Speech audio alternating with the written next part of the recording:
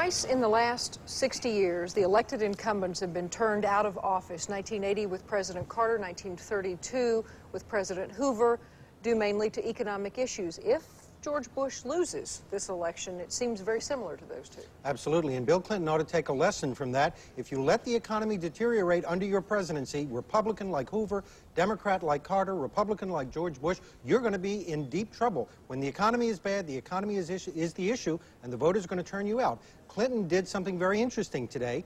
He carried every income group in the country in the national polling, except for the very rich, those who earn over $75,000 a year. What that means is that he is a new kind of Democrat who managed to reassure those critical middle-income voters that he was a safe alternative, and they voted for him. Let's see what's happening at the Clinton-Gore headquarters. Our man Mike Capps is there. Mike? Well, Bernie, the celebration has already started here. The question remains what kind of a vice president Al Gore will be. It's important to note that early on, Bill Clinton has said that he would include Mr. Gore in many of his decisions. So I think you'll see a Gore vice presidency that will be much more active, much more visible, if you will, than Dan Quayle was. It's also important to note that Gore himself sees himself as a much more energetic individual, a much more high-profile individual, I believe. And I think you'll see him in more of a visible role. And also, don't forget, this is a man who has said he takes great pride in being known for his environmental stances. He jokes about that. He jokes about the fact that he's been called the ozone man by the president. And he's joked about it continually, but he takes great pride in his environmental stance. So the environment and more visibility is the kind of man, the kind of vice president I think you'll see Al Gore be. Gore got up early and spent an hour on his daily morning jog. He told reporters he had a special feeling about this day. Later, when he and wife Tipper voted at an elementary school near their Carthage, Tennessee home, Gore did no campaigning, of course, not wanting to violate electioneering laws. But he did tell elementary school children that it's important they become a part of the political process by first learning about it in school, then becoming involved themselves once they reach voting age. For the entire day, Gore has been extremely relaxed. He and staff members played some football on the tarmac at the Nashville airport before heading to Little Rock late this afternoon. And the optimism has continued this evening. Gore has attended several parties in Little Rock, and he plans to watch election return. See the podium there? And through it all, Gore has remained extremely optimistic and extremely happy and continues to say that Americans are ready for a change. Back to you, Bob. Thank you, Mike Capps. Of course, we remind you, as we've been pointing out to everyone, the fat lady has not finished singing.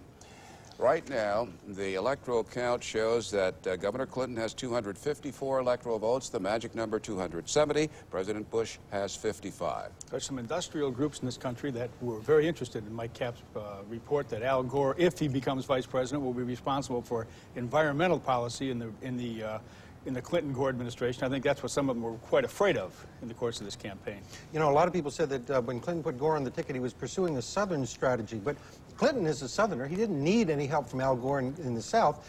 Gore has a very strong environmental commitment, and that's a policy, an issue that sells very well in the suburbs, and we see it in the results tonight. According to our exit polling, the suburbs are going for Bill Clinton by 44 to 36%. Gore probably helped a great deal with his commitment to environmental protection.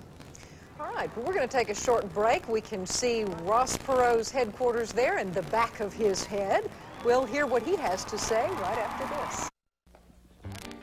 Well, it looks like another great business day, and it's all coming down on lucky old you. So the last thing you need to worry about is printing. All you really need to do is call Sir Speedy, the nation's leading business printers. From design and typesetting to color printing and binding, Sir Speedy will handle the whole job. And when it's done, you'll think things are finally looking up. Sir Speedy, the business printers, the right impression every time. Even with the best products, something goes wrong once in a while.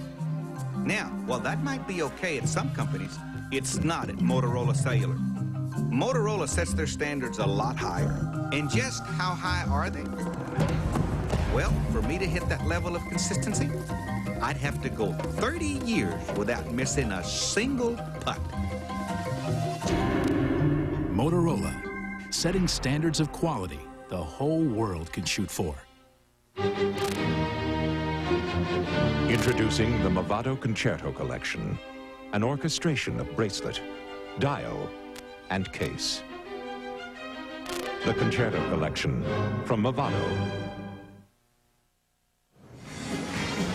The man who claims to have had more fun than his adversaries in this 92 presidential race, H. Ross Perot, is slowly, methodically making his way to the podium here in Dallas to address his ecstatic followers. Nationally, their man tonight has done pretty well for himself. These are raw vote totals so far. Mr. Perot at 17%, atop of Perot, George Bush at 40, and Bill Clinton at 44. When Perot takes the podium, we promise you we'll be there to listen to every word. Back in a moment.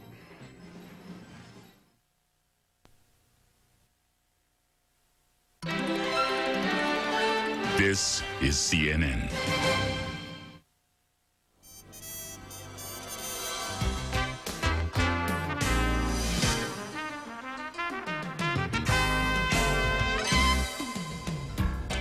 Hi, everybody, and welcome to Living in the 90s.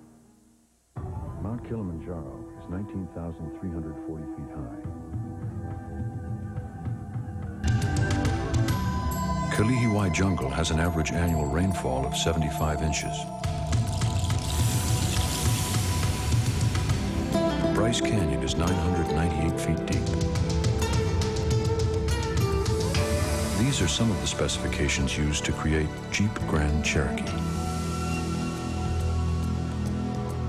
We put our best people on the project. Hope they come through. One network color laser printer not only brings everyone together, it brings out the best in everyone. Intelligent color for any document, only from Xerox. Putting it together.